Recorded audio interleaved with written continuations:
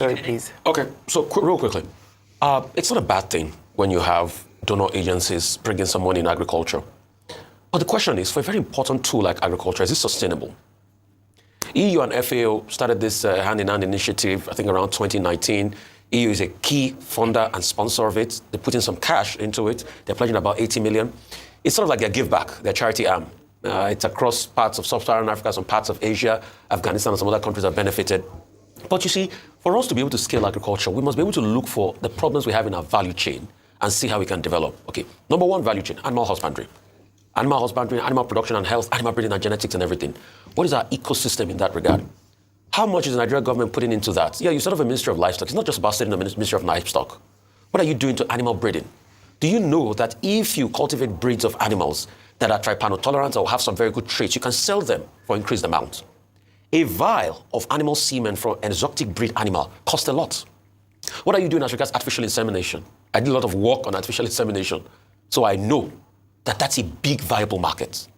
So what are you doing as regards extension in animal breeding and genetics, extension in animal veterinary science and things like that? That's a core area. That's a multi-billion-dollar industry if it's properly harnessed. Then you now move to the crop parts, which has to do with cropping outlay, that has to do with security, insecurity, the farmers are not getting enough security, the cropping, access to land, I heard they were talking about land banking and things like that, and storage of food post-harvest. Because you have close to about 50% or even more, some literature will report of post-harvest, and that means you're not producing enough because you're not getting enough yield per hectare, and you're also wasting the food. See, the investment of foreign bodies will be minimal. It is you as a government that will be able to make that investment. Then you now move to another section of agriculture which has to do with the logistical value chain. What are we doing as regards that? Cold chain storage and things like that. Take, for instance, anytime I'm in Abuja, I get fresher produce than when I'm in Lagos. Why? Because from there, it's closer to the farms rather than when they bring it to the Lagos. So why is it that the strawberries that are planted in Jos, why is it difficult for you to get down south here? So that's logistics. How do we even transport our tomatoes? You see the way our tomatoes are being transported to market in a very deplorable condition.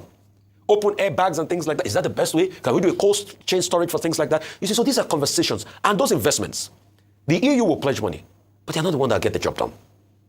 And that's why government needs to have a symbiotic relationship. Hence, the Minister Baguda was talking about the need for investments. So the question we should ask this government is, where are the investments you claim that was coming in?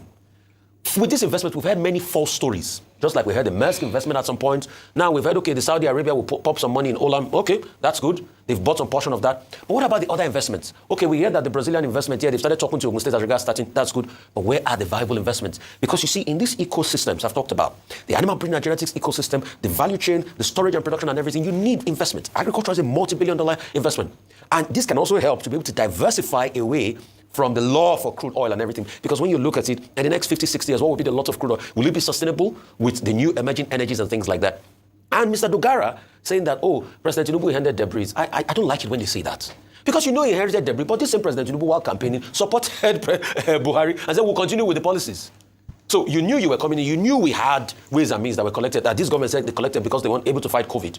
And they spent billions to buy vaccines and some other things. Where is the accountability threshold as regards that? But at the same time, President Tinubu has also, in the bid of stopping that problem, incurred more debts that we have to pay.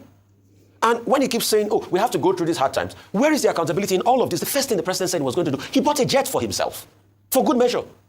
So you are buying a jet for yourself, people are suffering, you are running 3 concurrent budget cycles, there's a lot of problem on ground, there's massive level of insecurity. The economy, you have devalued the currency, things are not any better for businesses and all of that. There are higher interest rates. Okay, probably now maybe the CBN will start reducing rate because they've seen a reduction in inflation numbers. So you have all these multi-problems, and you say people should be patient, oh, it takes time for reform. But on your own side, the things you ought to also do to correspond with that reform, we're not seeing it to a large extent. So hence the gulf. So you see, I think it was Ralph Waldo Emerson that said something. He said, what you do speaks so loud, I can't hear what you say. What a lot of Nigeria are seeing is the optics of you budget over private jet and other things. Till today, you've not told us the accountability as regards the humanitarian minister. Has that case been solved? You say, okay, you are paying, conditional cash transfer. Who are those feeling the impact? All right. Okay. Thank you very much. Well, the big story of the day, it will appear to me, is a report that the president of Nigeria has returned from his working leave to France and the United Kingdom. When he arrived yesterday, he was received at the airport. We didn't see the usual culprits, the people who leave their states and relocate to Abuja to go and do welcoming and departure ceremonies for the president. The sculptures of the airport when the president is traveling or returning. But we saw one governor from Nasarawa State, Sule, that's his name. But he was there, maybe perhaps he would claim proximity. Yeah. The Senate president was there. But this ritual of governors going to welcome and, bid farewell to the president, I think it should stop. Or we'll find a way around it. Those governors should stay in their states and work on behalf of their people. They should not ridicule themselves any further. However, President Tinubu is back. We welcome him. But he has returned at a time where there are urgent national issues that he has to address and which must engage his attention. First is insecurity. While President Tinubu was away, we had issues in Borno State.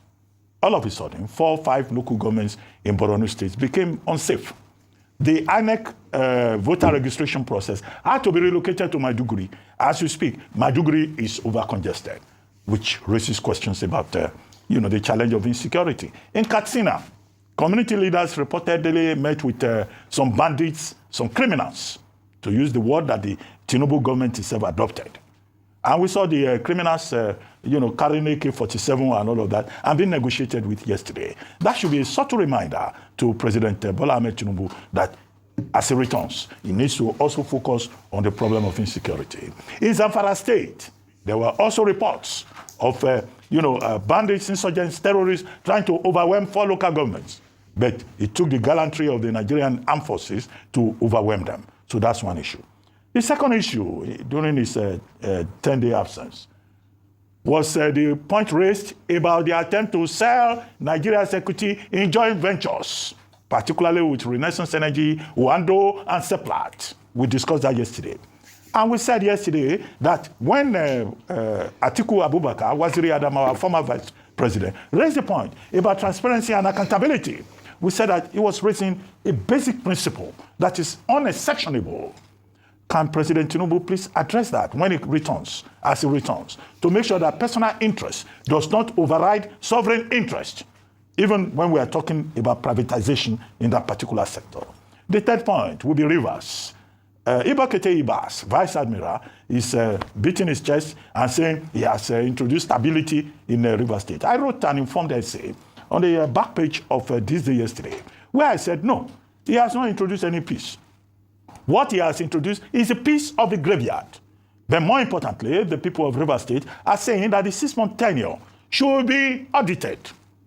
How did Ibakete Ibas, how did he spend the money of the people of River State? He said he was going to rebuild the House of Assembly. Did he do it? How many people did he consult with? So all of that will be within the same line of transparency and accountability. Now about agric reforms. Look, government always uses agric reform at some point. Like this in wonder shall never end. Yes, so this man who they call Dogara, he said that Tinubu inherited economic debris from Buhari. Now no say now the statement they always the statement they make always, you understand. They always put blame on Buhari, you understand. When Buhari still there, now so the boys cause the put blame of Jonathan. Now Buhari come with the fault now. You understand? All these APC people, they always complain. They always complain without showing working. Without showing working. Tinubu now, if vacation was supposed to go, it don't cut and short. Due to no reasons. You understand? You know why I explained to us, this is why he called the vacation short. You understand? So upon all this one now, insecurity. Now that's it. Look what they happen for Bonoru. You understand? Almost 4 local government. You understand? Where terrorists they operate. You get me? Not be only that one. Different first state like that. You understand me?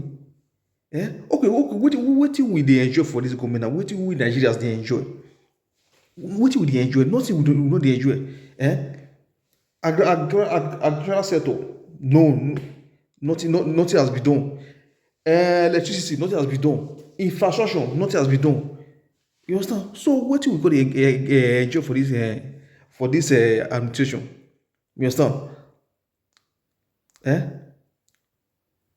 Well, it is well. So not only listen to Arise TV crew. So as the big concern issue, you understand? So which be the opinion concerning their analysis, deliberation, so much was known at the conversation. I agree on official point.